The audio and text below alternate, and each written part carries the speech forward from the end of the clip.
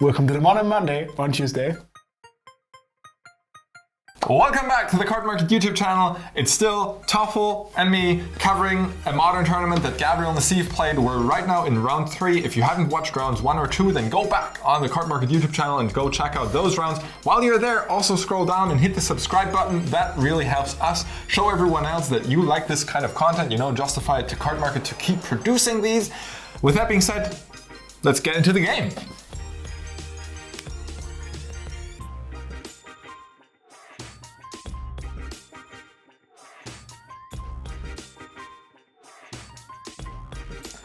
All right, we see a matchup that Gabriel has not played against yet, but that Harry had faced in round 1. It's Creativity, a deck that you have played plenty of, Toffel? In Historic, yeah, and it was such a good deck. You basically just ignore everybody, and then at one point you make a huge Creativity for whatever is your haymaker of choice. There was Heartbreaker Horror, Coma was at one point. Oh, good. yeah. Yeah, or as the new addition, Sarah's Emissary from Modern Horizons. Yes. Could be Emrakul, I've heard stories about people Emrakul. Carl did Emrakul me in a different video on the Cardmarket YouTube channel. Wait, this channel has more videos? This channel does. How did I get to those videos? You just click on our, not right now, stick around us for the rest of this video, and then you go check out our other videos because there's a bunch of good content there. Right now, we're on a mulligan to 6. We're watching Nassif on the play on a mulligan to 6, cast a turn 1 Thoughtseize, and he knows what's up. There's the Creativity. Yeah, not only that, I mean, you kind of mulligan into a Thoughtseize on the play, and then you also have a Fatal Push, which is like, ugh. Yeah, it's really okay against the deck when they go for the Creativity and you Fatal Push the creature in response, right? Yeah.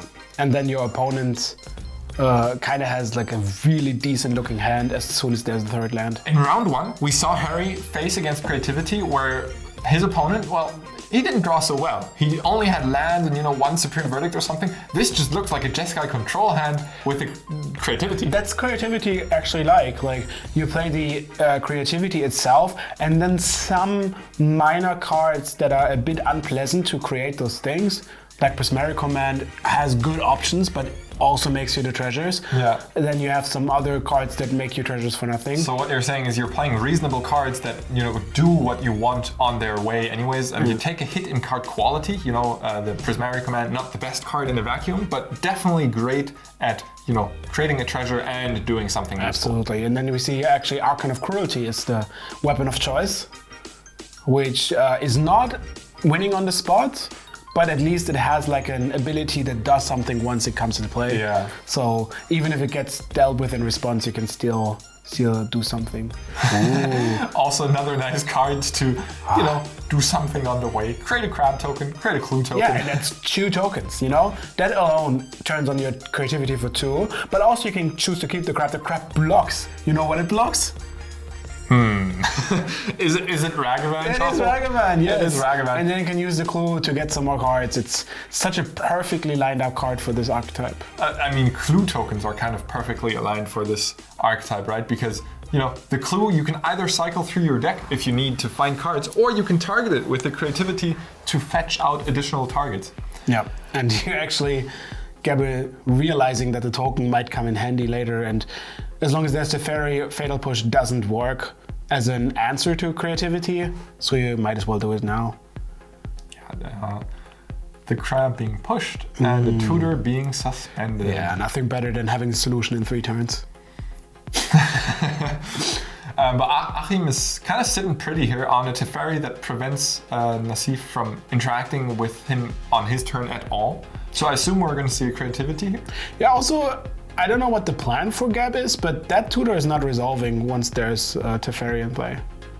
Yeah, he's kind of suspending this in the hopes of dealing with the Teferi down the line.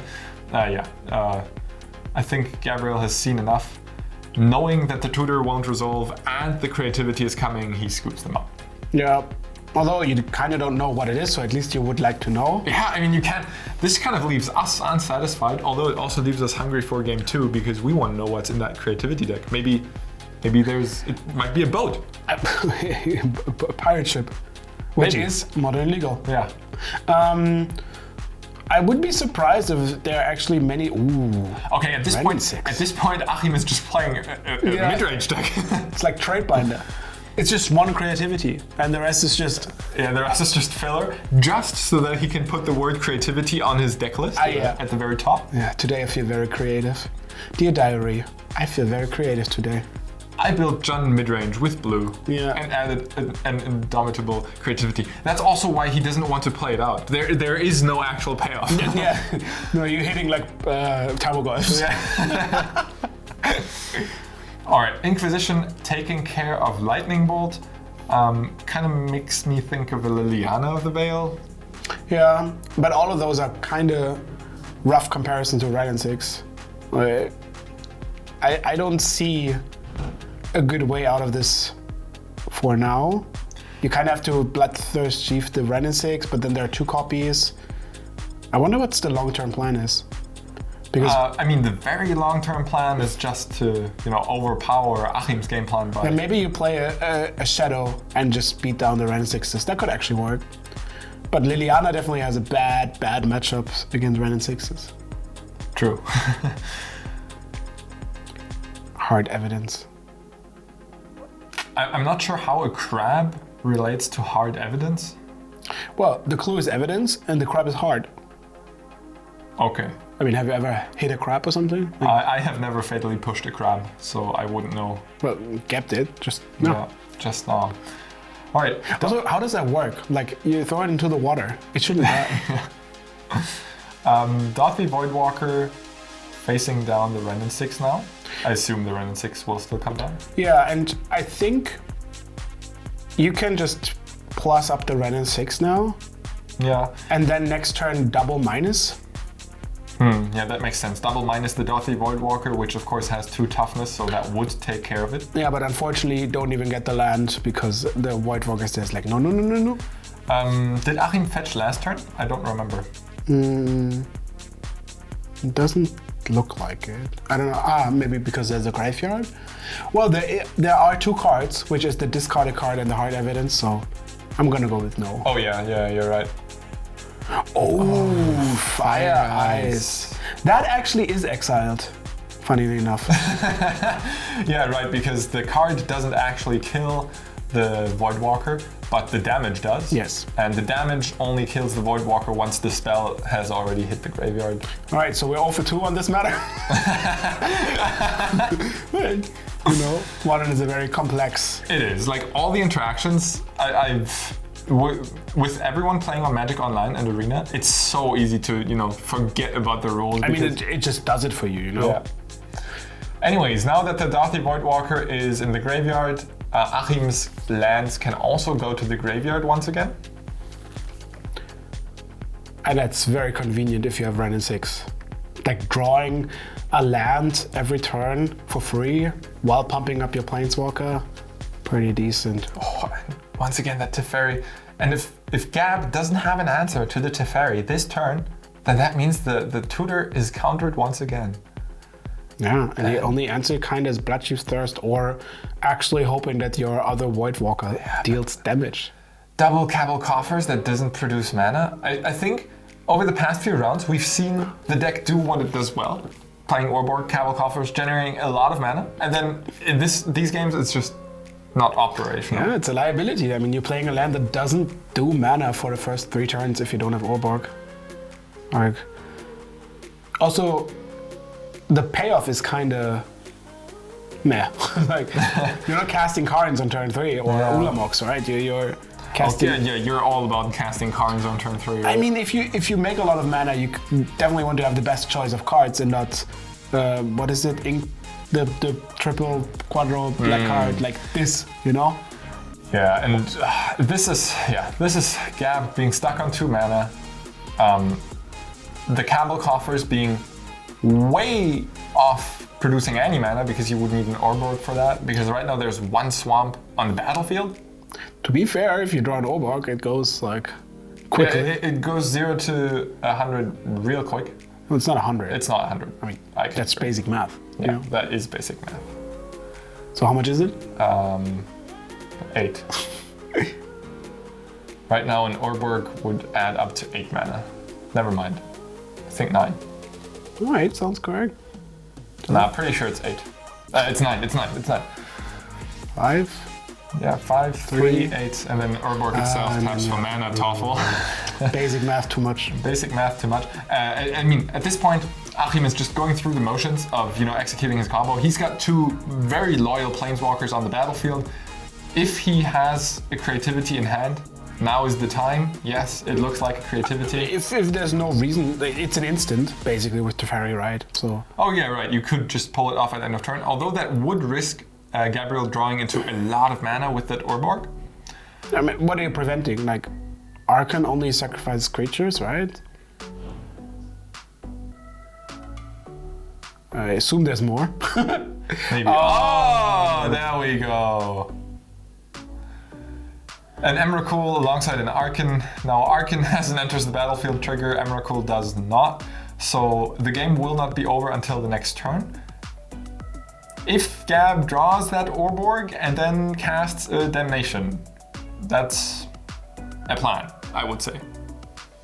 I'm not convinced it's like reasonable, but no Urborg for Gab, and that already does it. That's the match. That indomitable creativity just takes by Gabriel not drawing enough mana and mulliganing down to 5 in that very first game.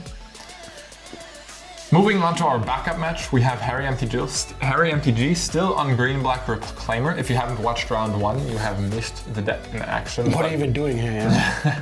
Well, I'm gonna watch round 3 first, because I feel very crazy. All right, it looks like Harry might be on a mulligan, and he's playing against 4-color Yorion. So he's basically playing against Greed, the deck. Yeah. It's like for people who have like their trade binder but figured 60 cards aren't enough to show how rich they are. And we get to see exactly how rich they are right now. There is a dress down, if I'm not mistaken, in Archmage's Charm. How dare you play Archmage's Charm in a 4-color Yorion deck? Well, it's mainly like you have all those tri-lands, you have the duels. Back then, when you had like 4-color Khan stuff, then you could also get away with a lot of nonsense. Also Solitude. And Archmage's Charm actually has like a very neat way of answering almost everything you want to answer.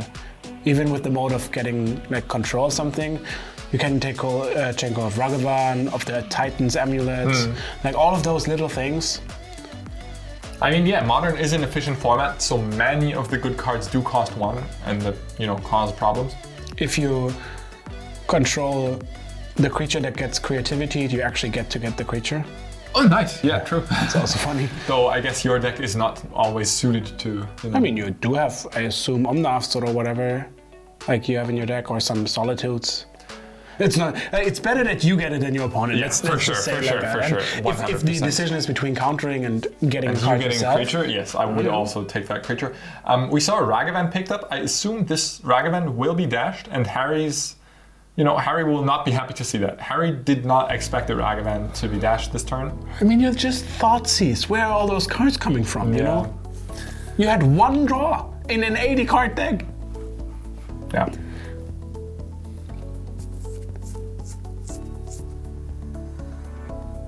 It's crazy. How much importance has like 1 card you play? It's like you can play all the fun cards. Because like... Because you have 80 slots in the deck. Yeah. I mean, technically some lands, but... I mean, 80 slots is the dream of every Magic deck builder, right? They're like, how can I fit this card? I have to get something else. Oh, never mind. I have to play Yorion. I'm sorry, I have to play this card. Yeah, it just makes it better, Right. The thing is, like, I don't know if you've all ever built like a commander deck for real, which I know that you have because we did that online, but you think like, 100 cards, that's so easy. That's so many, and then suddenly, And then all of a sudden you have 150 cards. It's like, how do I ever get to like 60 cards? Yeah. And you only play them once, Yeah. All right, as we see the usual Ragavan interaction, Ragavan not hitting anything of use, Thoughtseize or something would have been huge, but Tireless Tracker does not get cast this turn, but instead it still creates a treasure token to set up for next turn. But Harry puts down a blocker. We know there's a Solitude hiding out. There is also the March of the Otherworldly Light that could be exiled to make way for Ragavan once again. And this really feels like such an uphill battle for Harry. I'm gonna cast this 2-mana creature. My opponent takes care of it for free. I'm gonna, he's just gonna dash Ragavan again, getting another treasure. I'm gonna do whatever, cast a Liliana. It just feels like an uphill battle at this point. With the dress down, you could actually also just attack with Ragavan. Oh, And yeah. then if they block, you just kill the Tamagolf. Even with the treasure from last turn coming in clutch here, because to dash Ragavan you have to pay 2, so then with the other 2 you can cast the dress down, and I think that's exactly what's being done here. Love it. And Harry has to ask himself, what's happening here? I mean, he knows the dress down from the thoughts. Oh yeah, you're right. But he still has to ask himself if he actually knows it. Like, it's like, how does that work? Yeah. Let's look at his face and then see if he thought about this. Judging by Harry's face, he thought about this, yes. Wait, give it a second. No. Harry MTG has played enough Magic, also judging by his name, Harry MTG. Right. He doesn't play Yu-Gi-Oh! He does play Magic. To know how Dress Down and Tarmogoyf interact. Because he played so much Magic, there's a lot of hair. What? Because he's Harry MTG? Harry MTG, no. How does Dress Down interact with Dash?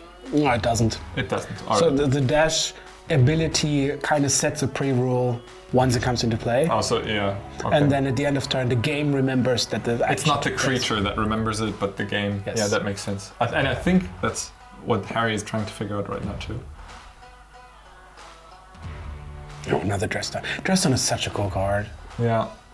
Does it get back? Judge Call? Yes. Yeah, alright, so at this point we have a judge call about this, and if Toffel is correct here, which I assume he is, that Ragavan will return to hand. It does. The Dress Down goes into the graveyard as it gets sacrificed, and Harry moves into his turn, playing Boseiju and the Liliana of the Veil. Alright, that's a start. And there's no interaction on the other side of things, right? So this Lily is just going to take care of one card in each player's hand. You could march it for 3. That would be a whole turn. You could also slightly ignore her. Because your Ragavan dashes, there's no creature to actually make her worth the value. I mean, yeah, you're still generating value by dashing Ragavan, whereas your opponent is just, discarding cards. I could see a point where you just do this, and then once she goes up to 6, you actually only remove her then, because at that point, you both lost the same cards. Yeah. But in the meantime, you can, go check out what's on the top of your opponent's deck. Yeah, maybe play that, find some treasures, But that's a Scalding Tarn. I see. Siedender Tümpel, can't you read this? Oh, no. But I'm very impressed about the basic island in the 4-color pile of playing like red and 6s and stuff. I guess they kind of use everything makes blue plus X, Yeah. So for the Archmage's Charm, you do have to rely heavily on blue lands, right? And then you only play one color of cards. That's the other thing. You won't find anything that costs red something. All right, and this might just be the March of the Otherworldly Lights. No, never mind. No, I love Ragavan here. Yeah, that's very good. Wait, so are we dashing at Lily? We're not. We are dashing at Lily. Yeah, the Vigilance Ragavan. The Vigilance Ragavan. Wait, didn't you know it has Vigilance? I mean, what are all those words for? Dashing at Lily, kind of inefficient. Yeah. It doesn't. It saves you the march over time. Which but at what cost? It takes 6 mana. It takes 6 mana, 3 turns. It's even in cards, but you also don't get to make treasures and steal the cards. I just when I see Ragavan, I just want to spin the wheel, see what I get off the top of my opponent's deck. Maybe it's a boat. You could argue that your deck is inherently more powerful. You have Yorion still if you have all the mana. So whenever you trade even over a few turns, a bit of 1-for-1s, you're kind of coming out ahead if nothing ever changes. But wouldn't your deck in the long run being better incentivize you to take care of threats quickly, not to die to tempo, but instead play the long game? It's not a threat. She doesn't do anything besides trading like 1-for-1. Discarding March is interesting. What do you have left now? Your Solitude? Yes. Okay, Darthy Voidwalker alongside the Reclaimer. And now Ragavan looks very Medium. medium. A Veil of Summer, also not great. I guess it does prevent one Liliana sacrifice, however it doesn't even draw a card in the process. Now you could play Ragavan and bait Liliana. Unfortunately you won't draw a card because there was no card played. But at this point also the Reclaimer threatens to get basically the Urza Saga chain, right? And your deck can't beat Urza Saga. A March on the thing would have been so good now. Yeah. Yeah, and I think... Is there 5th land for Solitude? I haven't seen one, and this turn's draw was the Veil of Summer, so... No. I suspect there's not. Probably not. There's a Solitude, something in the very back. It's a bit undistinguishable. So Reclaimer is bigger for 3 lands, right? Yes. Very confident. I hope so. So that means Ragavan can't dash. That's a bit unfortunate. Yeah, okay. I think he figured out the same idea of veiling the Liliana. Wow, that last card is very interesting. Very full art.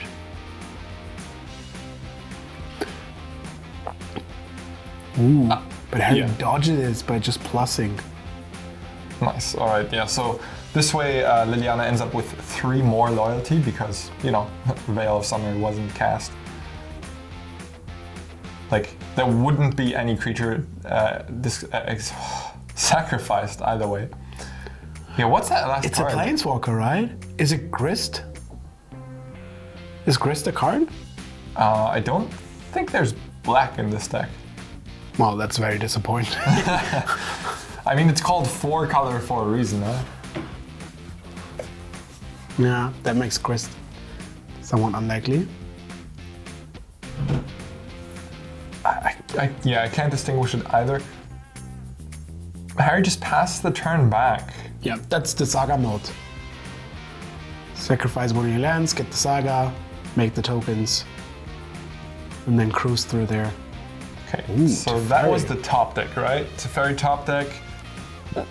Harry decides to sacrifice the Voidwalker to cast the Veil of Summer. Mm-hmm. So that prevents Teferi bouncing anything this turn.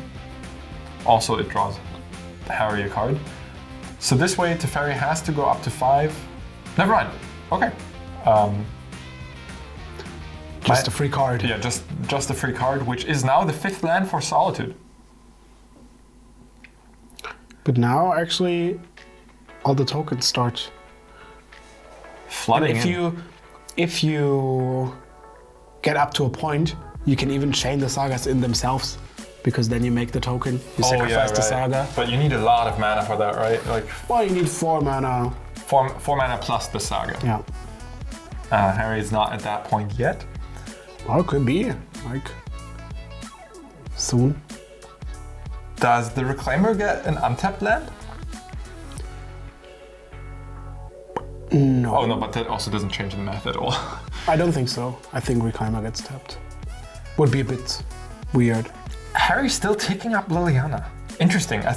Honestly, if I was playing, once I saw that Veil of Summer, I would be like, all right, that's taken care of. I'm gonna get rid of the Ragavan. But Harry deciding to plus Lily again. Well, as long as you have Reclaimer, Ragavan is not really an issue. Now that you also have tokens to block, yeah, Solitude doesn't seem to be a good solution. I think Solitude doesn't even fly, right? No, it only has lifelink. Though, I don't know, I would have imagined a 5-mana hardcast Solitude to be a solid answer to, you know. But you just still a can't attack because the tokens are bigger. Yeah. But just a solid 2-for-1 that you can then flicker with your Yorion. Alright, we see the attempted attack with Ragavan. which gets met with the construct token, those trade. And now we see that mystery planeswalker. Teferi! Ah, that's a big Teferi. Oh, it's big Teferi. Ooh, and I think you got a Coatl. Oh, which would be huge, right? Because if Harry attacks into the Teferi, then that can just death touch block. Unfortunately, the Saga has no way to get into actual mana source.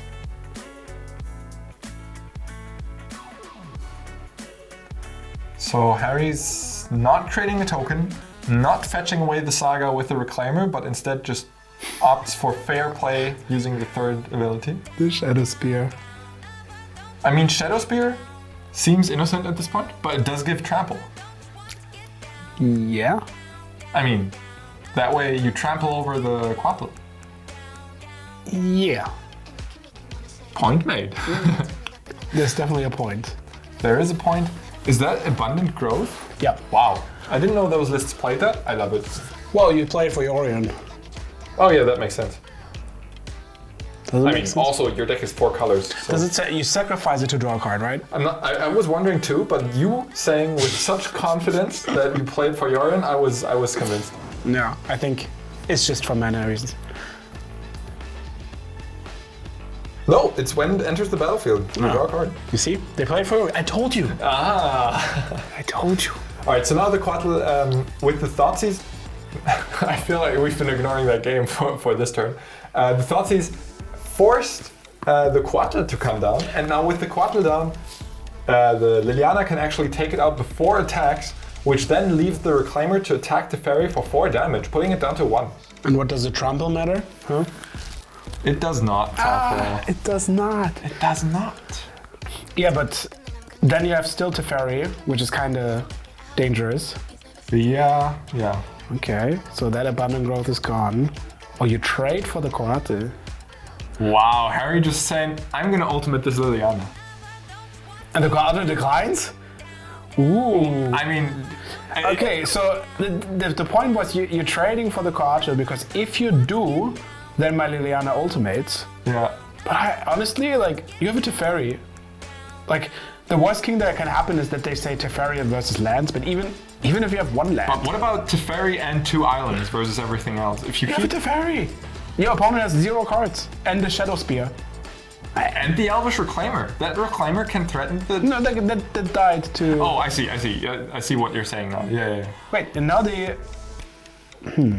Now Liliana without an attack. Okay. This is the worst of both worlds. Well, at least now you get to Liliana ulti. Alright, so this is the fun part of Modern.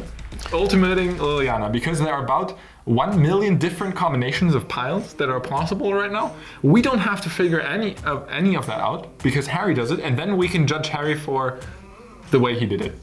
Are there 1 million? There's probably not 1 million, but there's a bunch of permutations that you can group these cards together. And then you have 2. No, there are lots. Yeah, there are a lot. Well, actually, there are not that many. I mean, not infinite, but a fair amount. Most of them not very suitable. Well, you have 8, and then you have 2 with the coefficient of whatever, 2 out of 8, and then you have 3 with 3 out of 8. All right, so Harry decides to go for colored mana or permanence, and we see a Teferi being sacrificed. And the Coatl, keeping silence. I guess the Coatl not having Death Touch anymore made the value go down a lot. Teferi also would have died to the attack either way, right? Because it has trample. Yeah, so keeping 4 lands makes sense.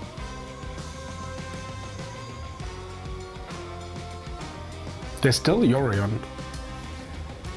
Yeah, but right now I see another 3 mana Teferi. Yorion right now also doesn't generate any value. Harry still being stuck on 2 lands is also wild. Like, the plussing of Liliana, we have not really seen it, aggressively take out lands directly, but strangling both players' resources.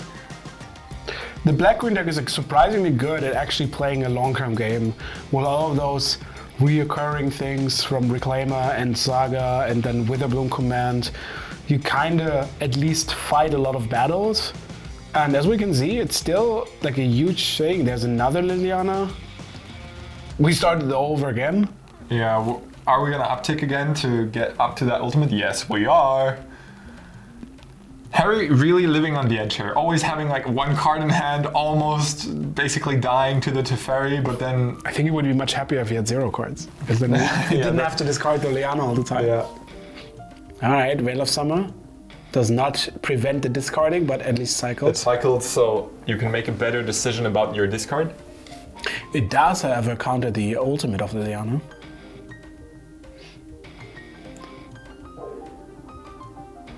So that's a Renin 6 together with the Yorion. So Yorion could reset Teferi up to 4.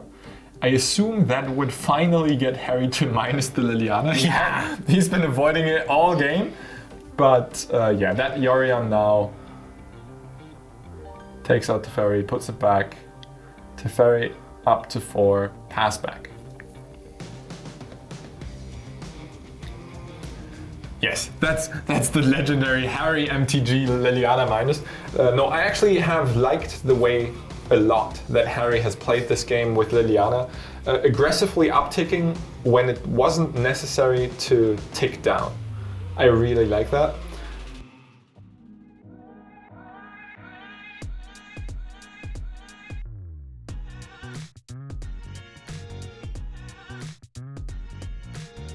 Yeah, Witherbloom Command, bringing back the Urza Saga.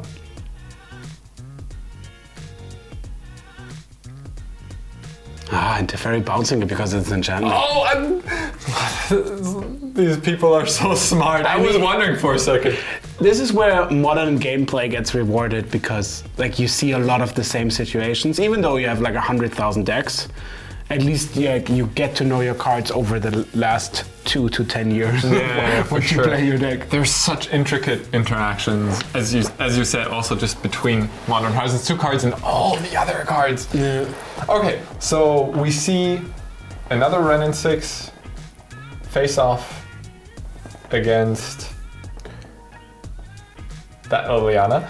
I gotta say, the mana base kind of recovered well from that hit down to 4 from the Liliana ultimate earlier. You do play like 30, 40 lands or whatever. You're also playing an 80 card deck! Yeah, yeah, Dothy Voidwalker once again coming down. And now you're finally at the point where you don't have cards in hand anymore. Yeah, so now it's all value from here on out. Getting equipped with the Shadow Spear, so now Liliana Plus just takes care of their cards. The Quatlet, not really relevant. It's a 1/1 that, you know, keeps Liliana in check. Yeah, it keeps nagging. That's fine. But at the same time, it cannot Death Touch block the Voidwalker, obviously, as the Voidwalker does have Shadow. So the Voidwalker is a great way to threaten these Planeswalkers. Or just the life total in general. Oh, true. I mean, there's only 6 more points of damage left to be dealt. Yeah. Renin 6 certainly doesn't help if you want to find like a solution. I feel like these are always the awkwardest spots where you have to decide between putting your opponent on 2-turn clock or for sure taking out a Planeswalker. Yeah. It's like, I mean, it's so close, but at the same time, this Planeswalker, you know, it might get out of control. Ooh, look at that. Yeah, I think the life race is kind of over now. Ooh, and then also fetch land and... Yeah, okay, so we're definitely... Trigger, go to 10, We're fetch, definitely going for the Planeswalkers mana, now. Yeah. But I think there's also like a Solitude, right? Oh, maybe... How cool would it be if we could get rid of that Omnath and deploy it on Harry's side with the Dothy Voidwalker? I mean, he's the one with the Elvish Reclaimer, with the fetch lands, with the Urza Saga. Maybe Harry should just splash all of those also. Yeah. And then play 80 cards and then play Orion, and then you can get rid of all the Liliana crap and... No, I would be excited to see an Omnath on Harry's side of the board. It's cool with like cards like Ragavan or Shadow that you have so many different situations that you didn't really anticipate. Yeah. So this is the second Omnath trigger this turn, right? The fetch land being fetched, yes. Exactly. So that makes 4 mana. That makes 1 of each. Yeah. And I assume he's looking out for something that makes white, which there actually might be a case that it doesn't exist anymore. Yeah, with these super grindy long games, you often run into situations where, you just don't have access to all of your lands anymore. I was there. All right. I mean, there were also some lands destroyed and... Okay, and that's the third trigger. I suspect we will not see an Omnath on Harry's side of the board anytime soon. That's gone. The shadow might be gone. Ran into Fairy still do it. I think it looks okay. That was one hell of a draw step. Yeah, that was one draw step, yeah. I mean, it was like end of turn quarter and then... Everything slipped away. Wow, yeah, I was kind of rooting for Harry here. I was like, Harry looked like he was in a solid position, but as it stands... This is definitely one of those games where you look at it after and you feel like you have so many different spots of decision making.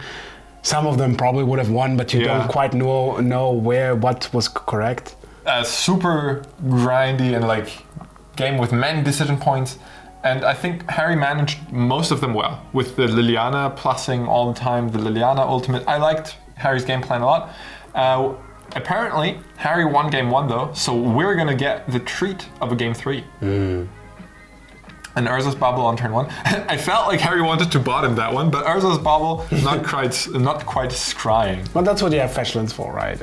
It's Mishra's Bubble, right? It's not Urza's Bubble. No, Urza's Bubble does something completely different. Not completely. Not completely. Definitely worse, as you don't get to draw a card. Don't you? I'm pretty sure you do. Maybe you do. So Harry decides that he's so dedicated to not having that card on top of his library, he's gonna fetch it away. Yeah, I mean that's the cool neat interaction of Bubble, right? That's why you do it on your own. Yeah.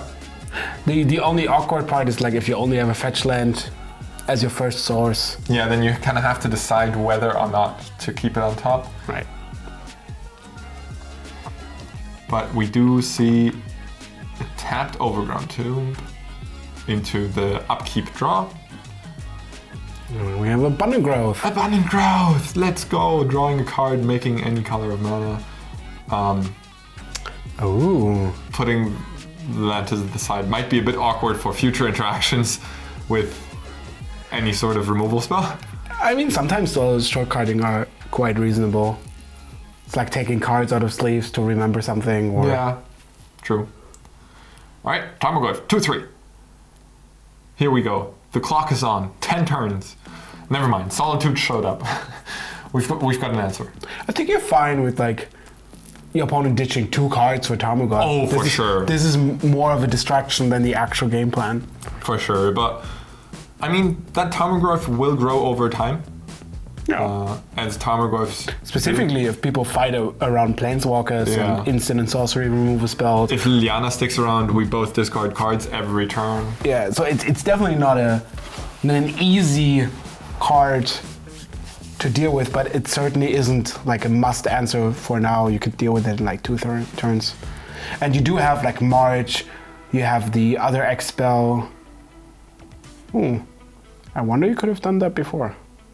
Yeah, I wonder. I assume Harry has a reason to do that post-combat. As... Maybe it makes the decision of killing Tarmogoyf easier, you know? Yeah, maybe he suspects a removal spell to be attractive after he has grown it. So this way you actually do get 2 damage. There's a lot of the same situations with cards like Prowess or stuff, when you just know your opponent is gonna kill it. And that's a Thoughtseize follow-up.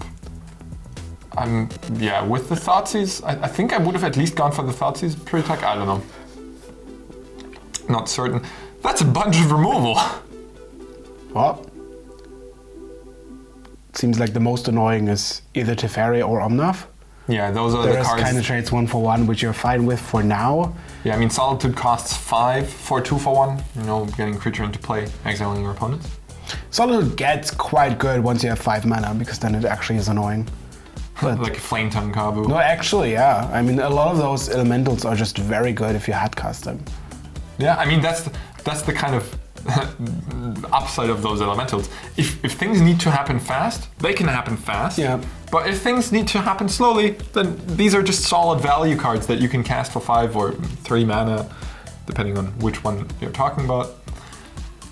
Harry taking the Teferi, do you agree with that decision? Yeah. What about the Omnath? I feel like it takes away a lot of your time to recast Tarmogoyf next turn. You might have a different plan that costs like 3 mana, for example. You still have the Liliana in hand.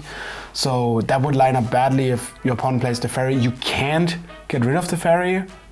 So that means he lingers around and might even bounce another time, which you don't want to do. There's also the point that Teferi gives instant speed interaction with your removal spell. There are a lot of reasons to take Teferi. The problem is now you still have to deal with Omnath, but at least if Omnath comes down on turn 4, you can kind of remove it and then it only drew a card. I mean, the Omnath, yeah, it really lines up well for Harry with the Liliana, right? Where Liliana sticks around, Omnath drew a card, you're kind of even. Like, the Liliana in play might be worth the card. The problem is, or the unfortunate thing for Harry is that there's still a very decent play with just exiling Tarmogoyf as an instant and then playing into Tarmogoyf into Omnath, but ooh, Ragavan. Dash Ragavan once again. You draw it and it's like, oh, what am I doing?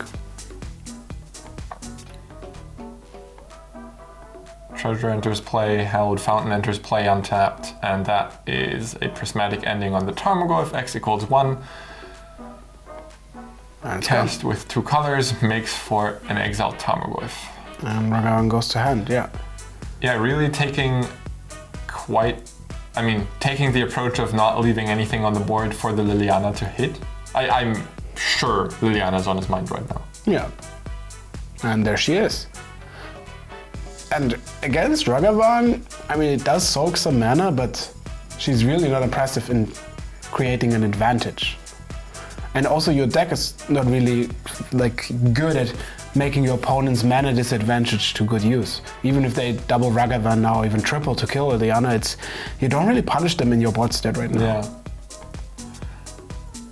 Discarding March of the Otherworldly Light seems counterintuitive to me, but I'm sure there's a plan behind that, simply because that's like your clean answer to Liliana. I know it's expensive, but it's a clean answer. This way you're stuck with dashing Ragavans, which we saw last game. Harry does not stop ticking up Liliana ever, so... Which is fine. I mean, Liliana is also not...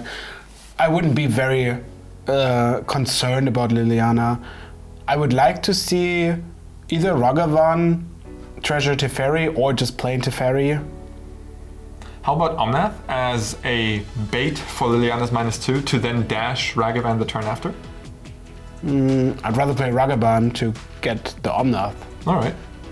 Omnath with an additional land trigger, fetch land trigger, is so powerful. Yeah, so like taking the extra step of waiting a bit for that extra land drop might be worth it here.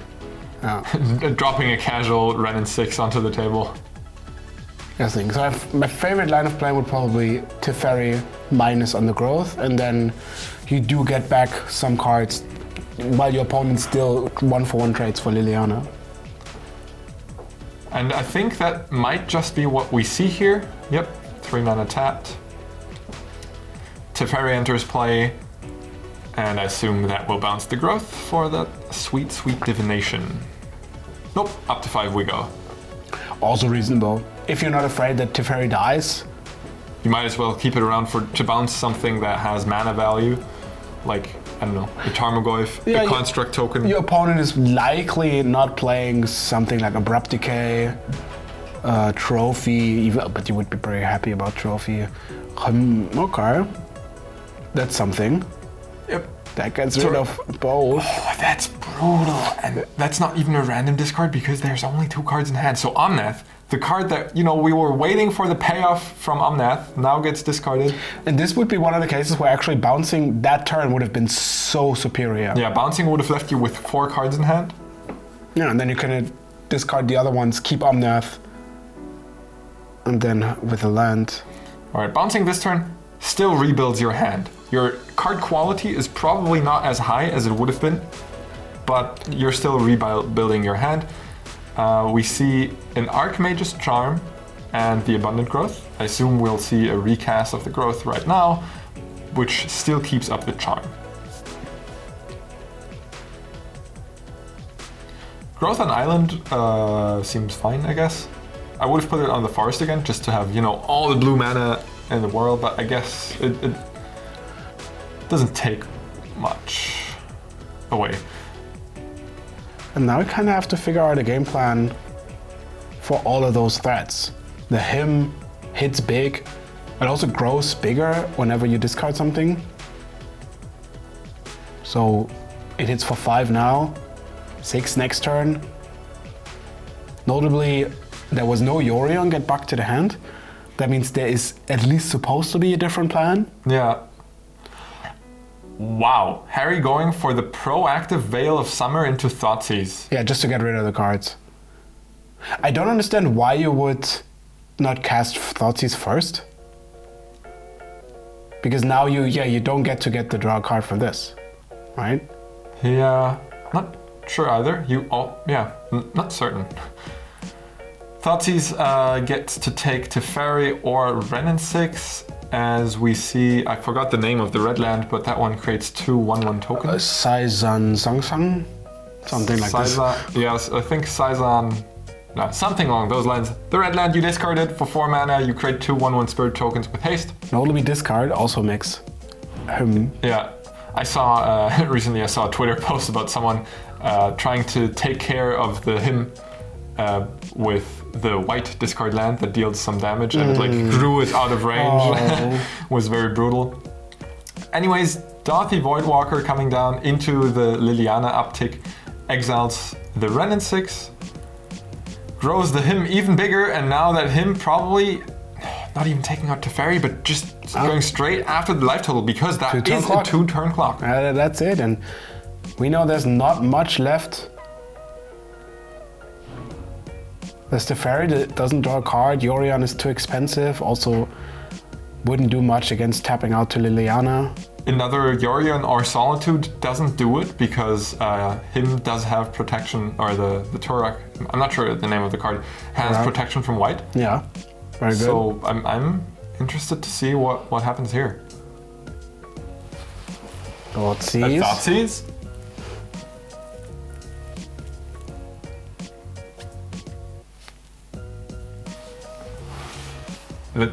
Okay, so we do see a fetch and response.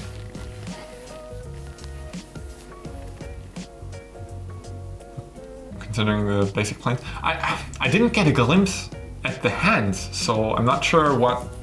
I assume something is happening. Okay, 5 mana, I'm sorry. All the remove spells are white that I could think of. Yeah. Maybe like Unholy Heat? Yeah, maybe like Unholy Heat as he flips over Unholy Heat. Alright. This game just keeps on giving. Unholy Heat right on time as it deals 6 damage. Right now Well, you kind of didn't need to do that for now, but there were 2 tokens being made, I assume. Yeah, I think so too. There is also double red. Oh, those lands are crazy with Renin 6, huh? I mean, those lands are crazy in general, in my opinion. I think in everyone's opinion. Just having that utility on an uncounterable land. Yeah. Alright, now the Voidwalker kinda has to kill the fairy, right? Yeah, you cannot risk letting it draw that extra card. Yeah. Unfortunately, we don't really see what it exiled, but it did exile at least the Unholy Heat. Yeah. But why would you do it now if you can just attack the Teferi for free? Yeah, agreed.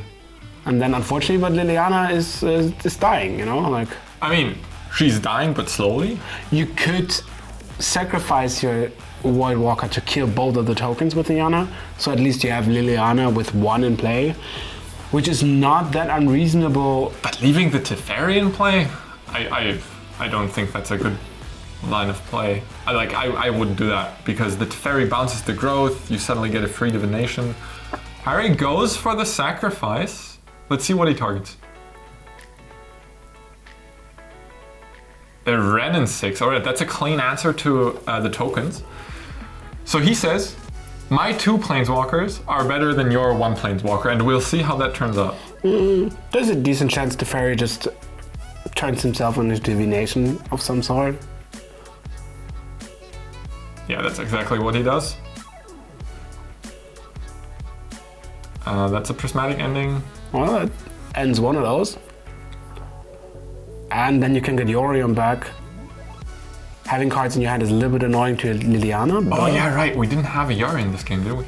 no, it still lingers on the bottom. Yeah, that divination worth a lot in the face of these 2 planeswalkers that, if they stick around too long, they will become a real threat. Fortunately, they're not very hard to deal with. Like, they're very bad at defending themselves. They're also fairly cheap for, March of the Forbidden Light Yes. and Prismatic Ending. And that's the good part when you play those 80 card decks. I mean, half of your deck is very decent, right? Yeah. And Harry, even though Ren and 6, I am sure is generally a good card, like getting back those Other Sagas and all the lands. He doesn't have access to that right now. Yeah, right now they're not there. Also, the spell lands, Boseiju and I don't know the name of the other one again. Takenua?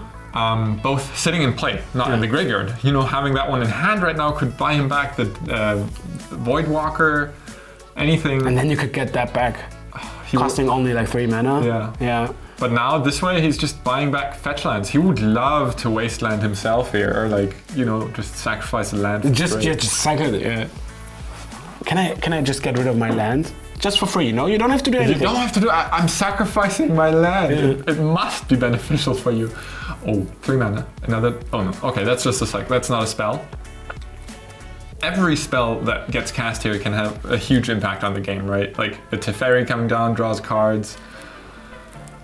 A large Teferi coming down would draw lots of cards. I like how Teferi's just always drawing cards.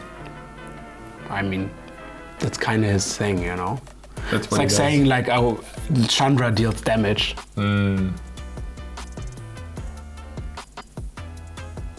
Yeah, there are very good draws for Harry in the deck. I think there are very good draws for both players at this point in their decks respectively, but Harry just buying back the Verdant Catacombs and passing the turn again.